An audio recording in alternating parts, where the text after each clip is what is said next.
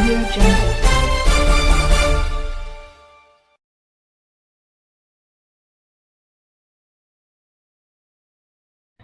विकास मंथन 11 governance in action परामर्श सम्मेलन प्रथम दिन चतुर्थ तथा शेष अधिवेशन आलोचना समृद्ध ओडिशा प्रसंग उपरे पर्यवसित थिला।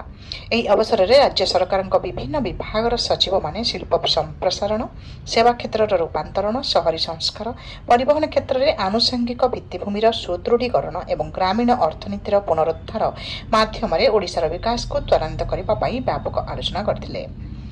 ଏହି ଅଧିବେଶନ ଓଡ଼ିଶାର ଉଦୀୟମାନ ଅର୍ଥନୈତିକ ପ୍ରଗତି ପ୍ରତି ଏକ ସକାରାତ୍ମକ ଆଭିମୁଖ୍ୟ ପ୍ରଦର୍ଶନ କରିବା ସହ ନିର୍ଦ୍ଧାରିତ ସମୟସୀମା ଭିତ୍ତିକ କାର୍ଯ୍ୟ ଉପରେ ଗୁରୁତ୍ୱାରୋପ କରିଥିଲା।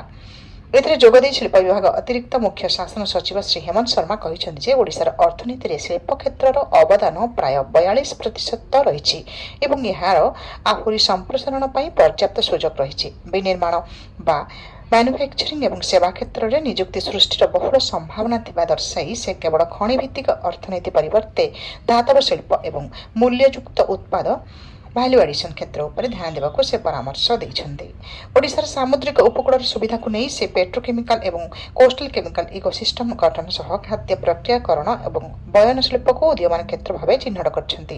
ଏଥିସହ ଗ୍ରୀନ୍ ଏନର୍ଜି ଉପକରଣ ଏବଂ ସେମିକଣ୍ଡକ୍ଟର ଭଳି ଅତ୍ୟାଧୁନିକ କ୍ଷେତ୍ର ଓଡ଼ିଶାର ଶିଳ୍ପ ପରିସୀମାକୁ ଆଗାମୀ ବର୍ଷମାନଙ୍କରେ ଆହୁରି ବ୍ୟାପକ କରିବ ବୋଲି ସେ ପ୍ରକାଶ କରିଛନ୍ତି। ଇଲେକ୍ଟ୍ରୋନିକ୍ସ ଏବଂ ଆଇଟି ବିଭାଗ ଅତିରିକ୍ତ ମୁଖ୍ୟ ଶାସନ ସଚିବ ଶ୍ରୀ ବିଶାଲ କୁମାର ଦେବ राज्यर सुदृढ़ आर्थिक स्थिति विषय सूचना देते। से कहते जे ओडिशार राजस्व बड़का एवं नियंत्रित ऋण जीएसडीपी अनुपात भविष्यतर पुंजीनिवेश एक अनुकूल वातावरण सृष्टि करिछि। ओडिशारे प्राय 350 आईटी कंपनी कार्य करुवा बेले नूतन आईटी सेमिकंडक्टर एवं देशर प्रथम स्वतंत्र एआई कृत्रिम बुद्धिमत्ता नीति माध्यम राज्य में 100 रु अधिक ग्लोबल कैपेबिलिटी सेंटर स्थापन करने को लक्ष्य रखा जाइछि। एआई को साधारण लोकों निकट में पहुंचाइबा ओडिया भाषार डाटासेट प्रवृत्ति चली। से एही विजन को खनि भित्तिक अर्थनीति मस्तिष्क भित्तिक अर्थनीतिर रूपांतर भावे अभिहित करिसेंते। गृह निर्माण और नगर उन्नयन विभाग अतिरिक्त मुख्य शासन सचिव श्रीमती उषा पाढ़ी भविष्यतर नगरीकरण पर योजनाबद्ध प्रस्तुति उपर गुरुत्व देइछन्ति। राज्य में नगरीकरण स्तर प्राय 77% रहिथिबारु एहाको वृद्धि करबा पई एक अर्थनैतिक चंचल भित्तिक रोडमैप प्रस्तुत करा जाउछि।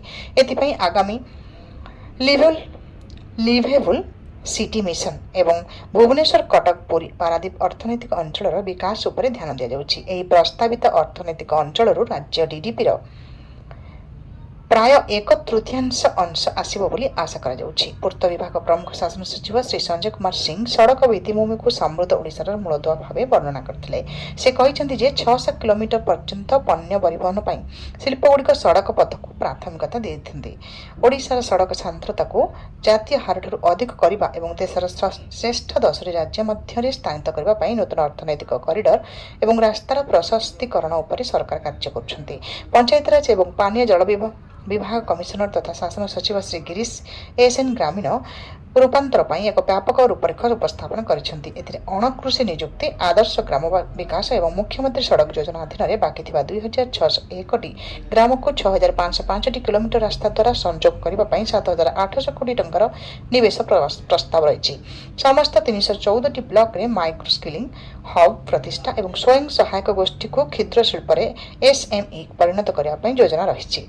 प्रोफेसर कीर्तिभूषण दास एवं श्री राजीव शेखर साहू द्वारा परिचालित यह अधिवेशन में समन्वित विकास रणनीति उपर गुरुत्व दि जाइथिला। समृद्ध ओडिशार यह आलोचना चक्र स्पष्ट करिछि सुदृढ़ आर्थिक भित्तिभूमि और विभिन्न क्षेत्र विकास माध्यम ओडिशा विकसित ओडिशा 2036 लक्ष्य पूरण दिगरे दृढ़ पदक्षेप नेउछि। समृद्ध ओडिशार रजत महापात्रଙ୍କ रिपोर्ट।